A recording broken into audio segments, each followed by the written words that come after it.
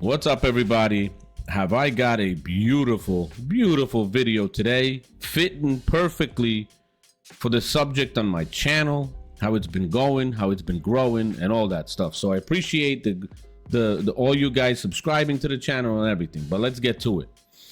So Stephen A. Smith goes on Carmelo Anthony's podcast, and we know Carmelo Anthony is buddy with LeBron James. But Stephen A. Smith goes on Carmelo Anthony's podcast, and he's asked about the LeBron James situation and what he thinks about it and what has transpired since and why does he think all this happened. And some interesting things are said in that exchange and in the whole view from Stephen A. Smith of what he thinks about that situation and what he thinks about LeBron James. And to tell you the truth, I don't agree with Stephen A. Smith on a lot of different things. But what I have to tell you is I do think that Stephen A. Smith is right on point with what he says about LeBron James in these comments that I'm going to share with you in just a second. And what he says confirms everything I've been seeing from LeBron James, what he does, how he behaves, how he treats people. And I guarantee and 100% agree with Stephen A. And I'm going to tell you just one thing that he said. He said LeBron James is one way in front of everybody in public, in front of the cameras, and he's a completely different person behind the cameras. He is fake. Simple as that. And I agree with that 100%. So let me play those comments from Stephen A. Smith for you. They're a little bit longer. And then I'm going to come right back and I'm going to kind of give you my take on all that he says. And we'll go from there. So take a listen real quick. Stephen A. been in this business for 30 years. That's never happened. Why now? That's all I wanted somebody to ask. Mm-hmm. But nobody asked. So you want to hate on me? Fine, no problem. Now let me get to LeBron. I don't like his ass. Not a little bit. I understand what he means to Melo. I understand what he means to D Wade, my boys. I understand it. But all I'm going to say when it comes to that, Melo is 1,000% right. This dates back more than a decade. I'm not going to go into detail of the shit this man has tried to do to me. People don't understand. You don't know that you do not understand the links this man would go to. You know, I believe he's one way publicly, he's another way privately. I believe he might not be interviewed and he might not be quoted, but the things he says and the things he has said to people, it's gotten back to me. The things that he's tried to do, if it were up to him, I wouldn't be where I am today. Did he try to get you off the air? You understand what I'm saying? I'm not going there. Okay. Figure it out. Okay. All right. Because I'm not going to find myself in a position where it can get uglier. I'm not going to do it. Okay. But I'm telling you, I'm not asking. It's some low shit. The day that he rolled up on me courtside, it was the day my contract was announced. That I had stayed with ESPN, blah, blah. Mm-hmm. Go back and look at the camera angles. I arrived there in the first quarter. He rolled up on me in the third quarter. When he rolled up on me in the third quarter, this is 2025. We got technology everywhere. TNT is a nationally televised game. How is it we got one angle and the only angle you see was of him and his face? But you see the back of my peanut head. How is that the only angle that you saw? How? Y'all guess. Okay. I'm not going there. Okay. I'm just telling you what I see. Remember, I'm in this business. Got my social media person right there. Right. You understand? I've been an executive producer for years. I know this business. I know a thing or two about camera angles. I determine them half the time. Yep. Do this angle, do that angle. This is my business. I'm here. I know what that is. There's no way that you're in an arena, you're LeBron James, and the only angle that somebody sees is a straight up shot of you getting in my face. They see no reaction, they see nothing, and that's an accident. All right, so I'll ask you straight up. It doesn't happen. I'll ask you straight up. Do you think you felt set up in that moment? Damn right. Okay. Damn right I did. You thought he had somebody out there too? Damn right that did. Okay. Damn right. That's how I feel. Okay. Okay? But no big deal. No problem. Because I go on the air the next day and I'm like, that's a dad reacting to his son. Wife's at the game, family's at the game. That's family. Yeah. That can happen with anybody, right? Which is what I meant when I said I had no intentions of talking about it, because I didn't know anybody saw it. And I'm like, I'm not gonna talk about this because the man coming at me because his son's a son. Happens on a Thursday, that's a Friday, that's Saturday. Richard Jefferson is doing the game in Boston. He's still mic'd. He's working for ESPN. And we see LeBron say to him, yo, man, when he said, as a father, I had it. So I'm thinking, oh, that's not about Bronny. That's about you. Okay. Let's talk about you as a father from this perspective. Bronny ain't at home in Brentwood. That's Crypto.com Arena. He ain't wearing street clothes. That's a purple and gold uniform he's on. He's a Laker.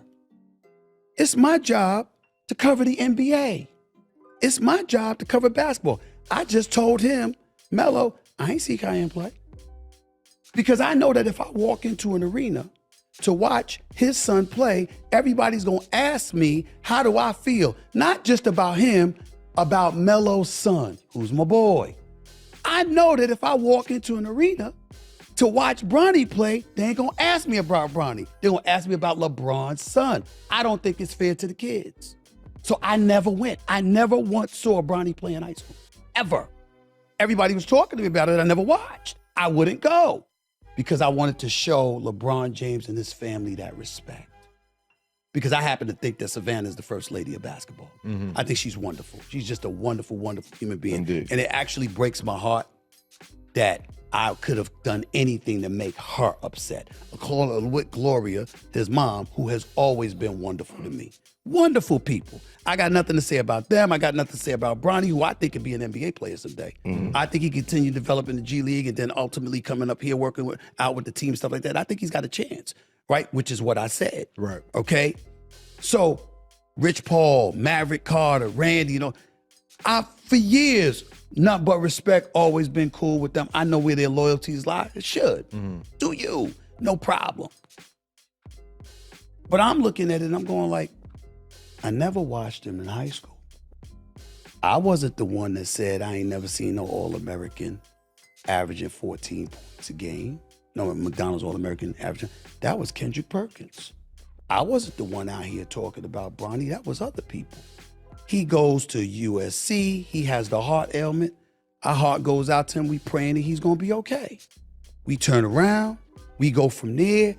Okay, he wants to enter the NBA draft, even though he hasn't really played on a collegiate level. All right, fine. But what LeBron James has done for this league, everybody shut up. If that's where he wants and that's where he could fit, manipulate, no problem. It's no big deal there. Congratulations. Oh, he ends up getting drafted by the Los Angeles Lakers. Congratulations. No problem.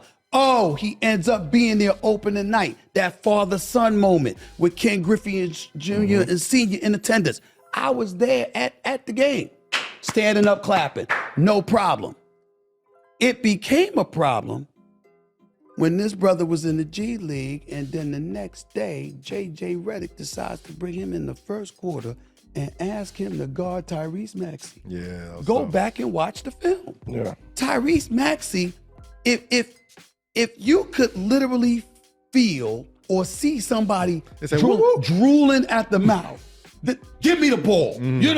That was Tyrese Maxey. It was a nightmare. And I'm like, you can't do that to him. But you also can't do that to us. We're the media. Now you asking us not to cover the game. You can't do that to us. You are who you are. In my opinion, the second greatest player in the history of basketball. 4-time champion, 4-time league MVP, absolute difference maker, basketball ambassador, high character. I can feel the way I feel about him based on how I feel he's treated me. I've never encouraged anybody else to feel any way about him. I've never encouraged anybody else to dog him, isolate, do whatever. No, I'm telling you how I felt about him based on my treatment from him. But my point is, all of those things transpired. You know this. And not only do you try to paint me as a person that would attack somebody's family, when I've been in this business for 30 years and no one has ever accused me of that. Could I be cool with him? Could I be cool with D-Wade? Could I have been cool with Kobe? Could I be cool with Shaq? Could I be cool with AI? Could I be cool with all the players that I've been cool with all of these years if I would ever do something like that? Now you getting into my character because you pissed off that I don't have you as the GOAT? Or whatever other reason it is, nah, that ain't right. And so my point is that with all of that happening, the last straw was not him rolling up on me on courtside. Even though all he had to do, and you could ask Melo, if you sit up there, and Rich Paul will tell you this, if you sat up there and said, yo, LeBron pissed off, he needs to talk to you man to man. And I was in New York, what would I do? I'll be on the next plane to LA. Where you want me at? Where you want me at? I'll go see him. Everybody knows that about me. I'm not hiding. If I'm wrong, I'll say I'm wrong. And if I did something wrong publicly, I'll apologize publicly. I ain't gonna do something wrong publicly and apologize privately. You know that. I don't play that game.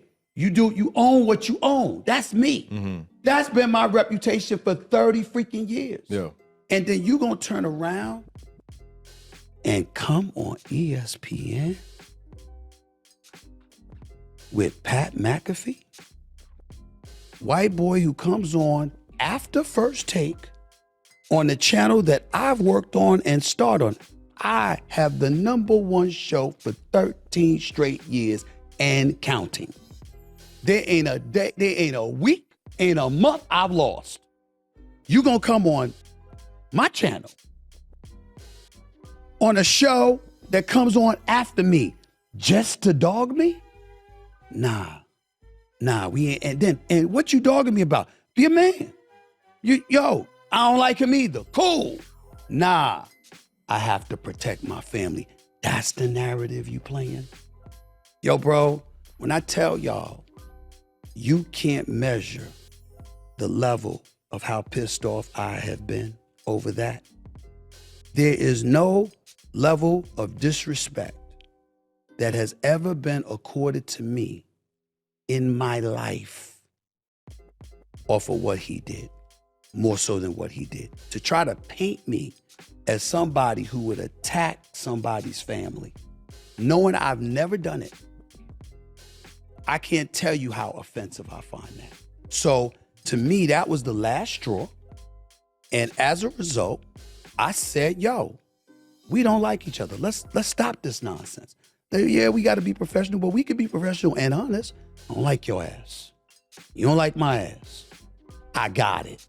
This is how we gonna deal with each other from now on. I won't say nothing to you. You don't have to say nothing to me. I'm gonna talk about you because you're still a superstar player. The second you retire, you'll be lucky if I whisper your name. Now, I'm a man. So if the man wanted to talk with me, of course I would speak to him. If he wanted to hash it out, of course I would hash it out. But the one demand that I would have is roll up on me publicly because you did before. Don't come private.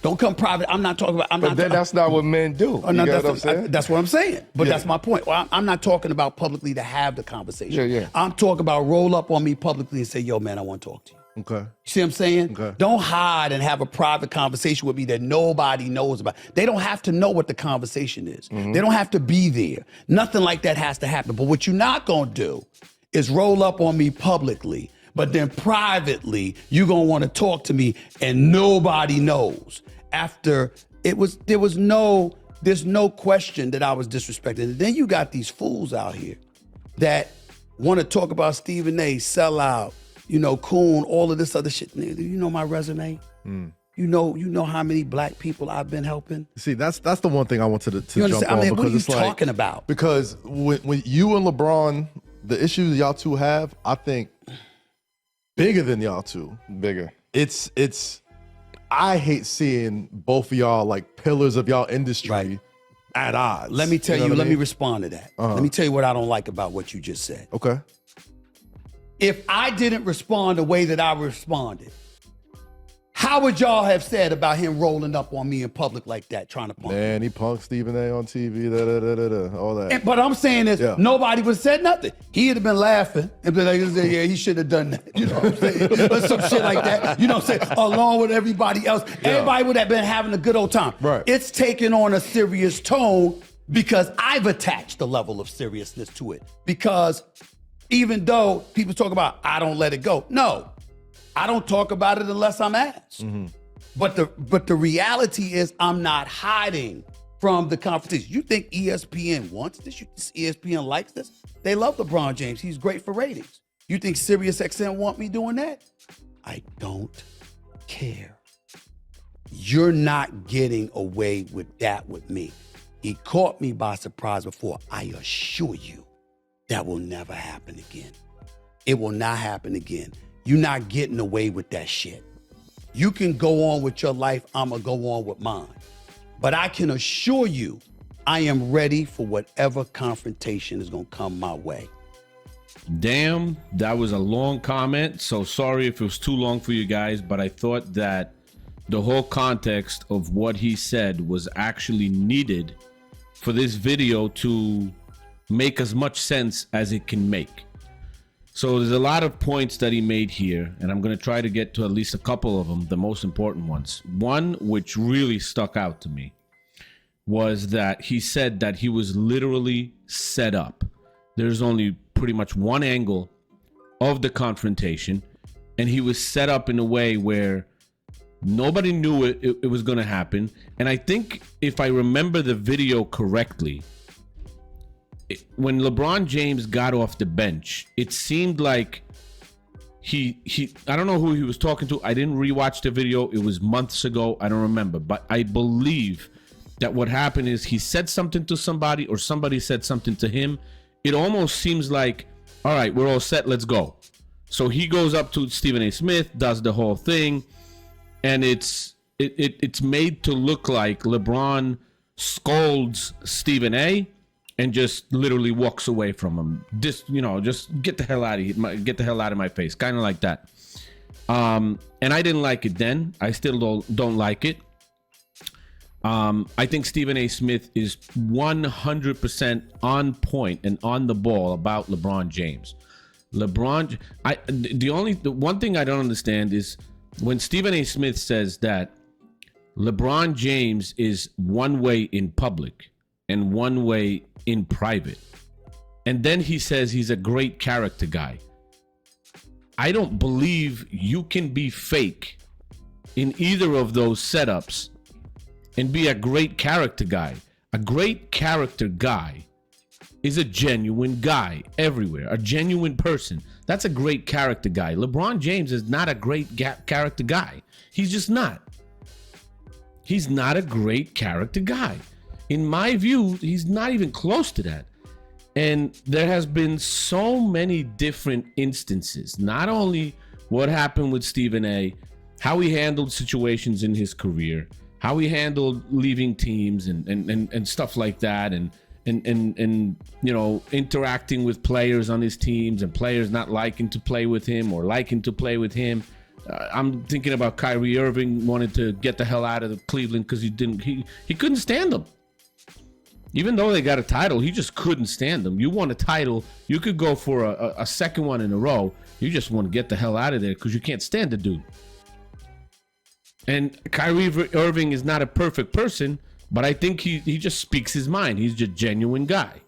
And LeBron James is just, he'll do one thing, he say one thing to your face, and he'd do something completely different behind your back. And Kyrie Irving just couldn't stand this dude. And I don't blame him. I would have left too. I can't stand people like that. You're either honest and you stand up for what you think and what your opinion is, or you lie. You can't be this guy that says one thing in one situation and another thing in another situation, and that's LeBron James. He is not a great character guy, simple as that. Everybody's got their flaws. Nobody's perfect. I'm not perfect. Nobody perfect. Stephen A. Smith, not perfect. Michael Jordan, not perfect. Everybody got their flaws. But I think Stephen A. Smith is 100% correct that he was set up in that. And it was set up, and the whole scheduling with McAfee on that Saturday, which is 2 days after, that don't get scheduled in 2 days. That was all predetermined. I guarantee you that was. It was all predetermined. 100%. And, you know, Stephen A. Smith never really said anything directly to belittle Bronny James. He never did. I've watched his clips. He never really went like at Bronny James, where LeBron James has to be that upset. I think LeBron James has a different problem. They said this goes back to like a decade or more. I think LeBron James got a different problem with Stephen A. Smith. I don't know exactly what it is. And he got so upset that Stephen A. Smith signed that contract, $100 million with ESPN, because he thought he was either going to be out of ESPN or whatever. And then he sees this huge reward. He sees this huge reward for Stephen A. Smith, $100 million contract from ESPN. And he just went crazy. Like, this dude doesn't have me as a GOAT. And he mentions this literally. I can imagine LeBron James going crazy at that. Because everybody that he's dealing with, nobody really has him as a GOAT until Clutch Sports get their claws into them. Look at the perfect example, which I have a video about. The perfect example is Draymond Green. Draymond Green, until the time of signing with Clutch Sports, he laughed at LeBron James. He mocked LeBron James. He said there's no way he's a GOAT. He's all that kind of stuff. As soon as they got their claws in him and he signed a deal with them, they probably got some shit on him anyway to kind of pressure him to be like this. He's literally acting so many times in a way like if you'd put him in front of LeBron James just to make LeBron James feel good, he'd kneel down and kiss his shoes. That's literally what it looks like right now compared to what it was before he was signed to Clutch Sports. It's that bad and that straight in your face. Draymond Green is like that. They bought him out. They pressured him to do whatever he got to do. He's not the only guy that changed his mind like that as soon as he signed with Clutch Sports. Not the only guy. And then all this drama now with the Lakers and everything. And Stephen A. Smith, you know, he describes the conversation. He describes everything. He mentions the Pete McAfee, the disrespect, and he doesn't really say what was done behind closed doors, what LeBron James has been doing to him or trying to do to him. He doesn't really share that information, but this is not the first time he mentions it either. He talked about this before on a couple of different occasions. And I just played a sound clip for you guys because I don't want to have a problem here, but as I was watching this and I was looking at Melo wasn't really saying anything. Just Stephen A. Smith was sharing it was like a monologue for all this time. But it didn't look like Melo was disagreeing much with him either. You know, I don't think Melo and LeBron are that close. And I think that when Stephen A. Smith keeps saying all this stuff, Melo's kind of putting 1 and 2 together and saying like, shit, how have I not seen that? He is like that. I bet you. Like, I love this comment and I love this conversation and I love what Stephen A. Smith is saying. And it's not him at this point only. There's many people saying this and exposing this guy, LeBron James, for the fake guy that he is. I don't want to call anybody names. He's just fake. He's fake. He's not a real guy. He's not a real GOAT. It's all narratives with him. Even he mentioned, do you want to play that narrative that he's attacking your family? No. It's all narratives with this dude. He works and is connected financially with House of Highlights. He works and is connected financially with Bleacher Report. Look at House of Highlights and Bleacher Report and find how many times they spoke negative about LeBron James. Just do me a favor and go and see negative stories compared to positive stories. It's like 99% positive. You think that's what do you think that is? That's meant to be. That's not an accident. It's not an accident. All this stuff is pretty much bought and paid for. All that coverage, all that stuff. At this point, for 20 going into 23 years now for LeBron James, I don't think a single story about this dude in the media was freaking true. They're letting go all his negatives, and they only push the positives. Oh, he passed the scoring record, or he did this, or he did that. Talk about most missed field goals in the history of the NBA. Talk about most turnovers in the history of the NBA. Nobody ever mentioned any of that. Some guys started to call him out for stat padding now, and that's a good thing, because that's exactly what he's doing now. He's just stat padding. He wants that record to be out of reach for anybody for as long as he probably lives, at least.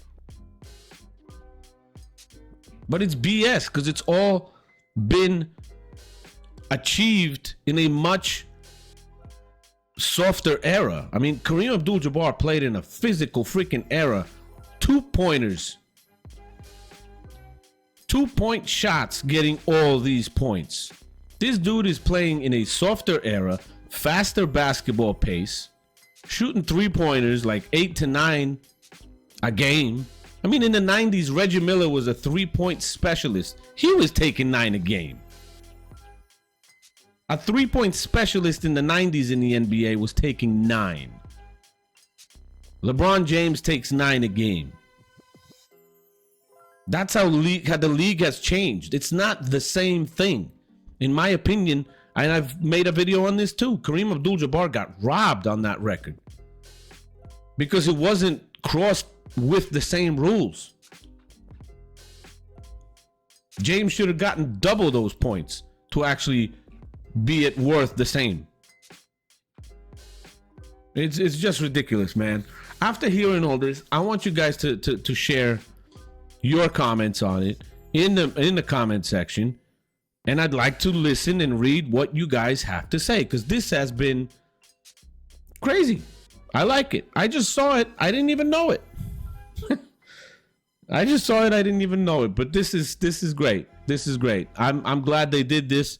I'm glad Stephen A could share his point of view without nobody interrupting him and trying to attack his character. Like he said, I mean, how could I be so cool with all these dudes? Melo, Iverson, Wade, all these dudes through all these years, up until this dude shows up and is an ass.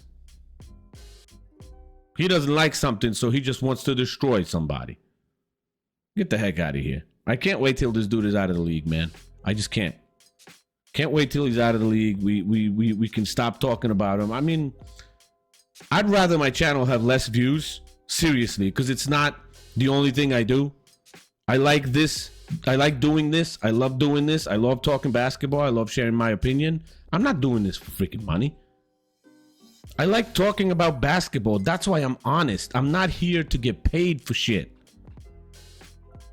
That's why I'm sharing my honest opinion. Not a paid for one. All right. Comment section's open. Like, share, subscribe, and I'll see you in the next one. Peace.